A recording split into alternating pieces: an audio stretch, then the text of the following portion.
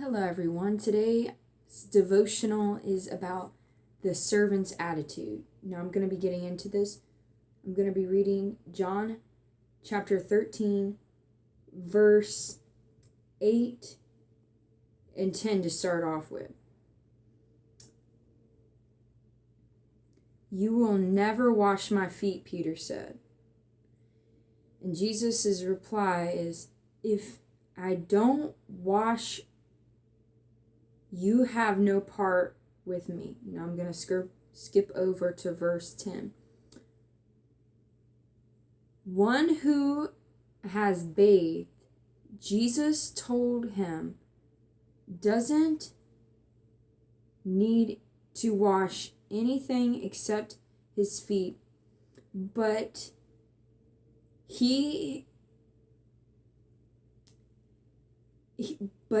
is completely clean. You are clean, but not all of you.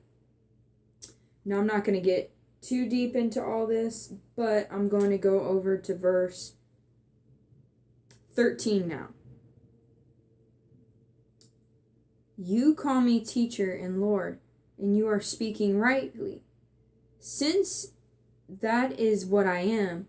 So," verse 14, "so if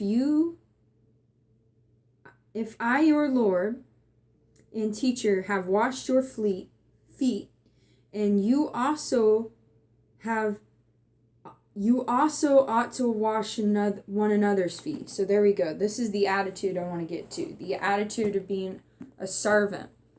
So what is Jesus trying to get across? When he washed the disciples' feet, it was to get across that this is the lifestyle. This is the way of life that we are supposed to live.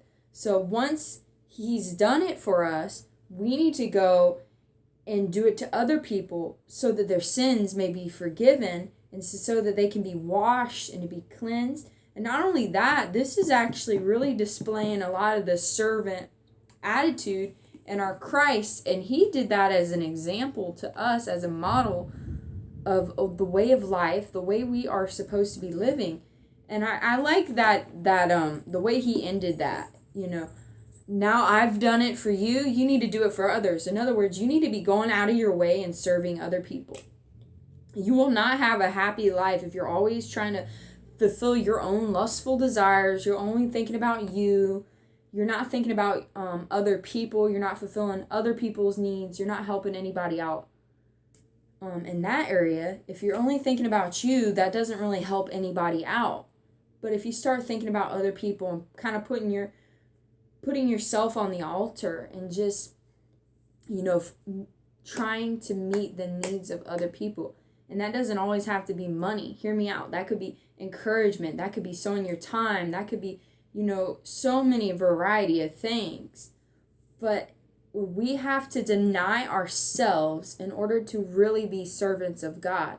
And, this is a process, but I believe this is what God wants us all to be, like servants, because to be a servant in the world's way of looking at things is like the lowest thing ever, because it's a real low because it's at a real place of humility.